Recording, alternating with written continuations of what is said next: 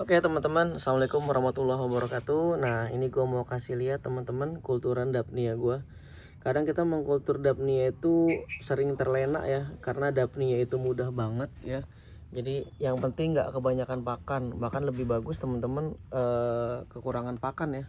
Jadi dengan kekurangan pakan aja kadang ngasih pakan seminggu sekali aja masih bisa gitu. Cuma kadang kita terlena ya, karena Daphnia kita ada terus ya kan, akhirnya kita nggak waspada ya. Ternyata Daphnia ini perkembangannya lama kelamaan kok melambat tapi tetap ada. Nah teman-teman, salah satu cara ngeceknya ini kalau saya ya, tips dari saya ini bisa kita lihat dari sini teman-teman. Tuh lihat, teman-teman bisa lihat ada salah satu Daphnia yang di punggungnya tuh ada warna hitam ya, pekat ya. Nah itu telur ya teman-teman, itu telur dorman, telur epipia ya, telur dorman. Itu menandakan kalau sudah terjadi perkawinan secara seksual ya, sudah terjadi reproduksi secara seksual, jadi sudah terjadi perkawinan. Nah itu ada dua tuh, 1, 2. Nah ini saya perbesar lagi teman-teman. Jadi kalau udah kelihatan tanda telur seperti tadi ya, telur yang hitam tebel gitu ya, itu namanya epipia. Itu berarti sudah terjadi masalah teman-teman. Ini dia tuh, teman-teman bisa lihat.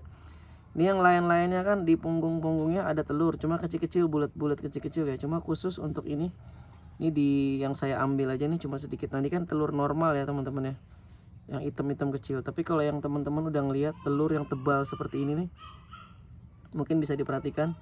Itu telur tebal, ada 2 lapisan pelindung ya. Itu namanya epipia atau epipium ya. Nah telur dorman. Nah ini tanda berarti kalau sudah terjadi perkawinan secara seksual. Nah jadi secara normal Daphnia ini tidak kawin teman-teman. Jadi secara normal Daphnia ini aseksual gitu. Orang sering menyebutnya membelah diri, tapi sebenarnya bukan membelah diri. Dia beranak di dalam di dalam tubuh dia tuh teman-teman bisa lihat ada telur bulat-bulat ya. Kalau kita perbesar ada telur bulat-bulat.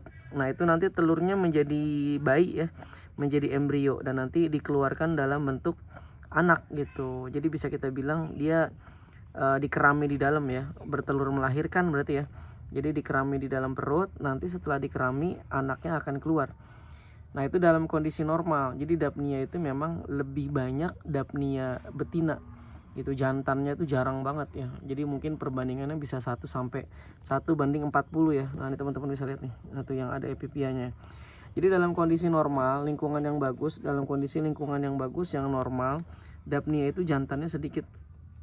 Tapi ketika kondisinya buruk, akan dimunculkan lah, lingkungan tuh akan memunculkan Daphnia jantan dan akhirnya terjadi perkawinan. Berarti kalau udah terjadi perkawinan, otomatis lingkungan mereka tuh sudah nggak bagus. Bisa makanannya kurang ya kan, bisa juga karena kondisi suhu yang ekstrim perubahannya ya.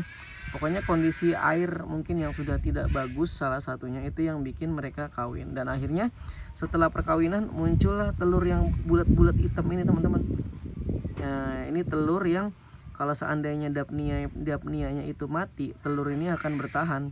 Telur ini akan ada di endapan kulturan kita ya kan, dan ketika kondisinya sudah bagus, ada air lagi, nanti telur ini akan pecah lagi, telur ini akan menetas dan menjadi Daphnia baru.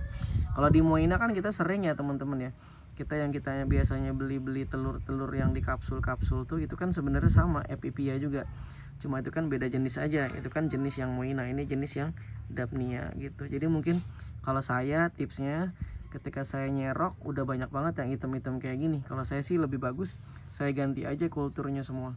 Saya ganti kulturan Daphnianya, saya panen semua, terus saya kultur dari air yang baru. Biasanya saya gitu teman-teman.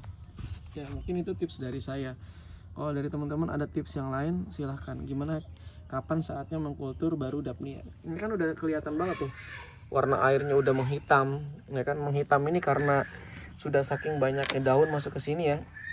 Dan ini juga sepertinya airnya belum pernah saya ganti gitu. Paling pergantian kemarin itu ya dari air hujan ya, ketika hujan deras terus saya buang sebagian sambil saya saring ya. Jadi memang sepertinya sudah harus diganti gitu ya. Oke, itu aja mungkin tips dari saya. Kalau ada yang punya tips lain bisa share di kolom komentar gitu ya. Oke, terima kasih.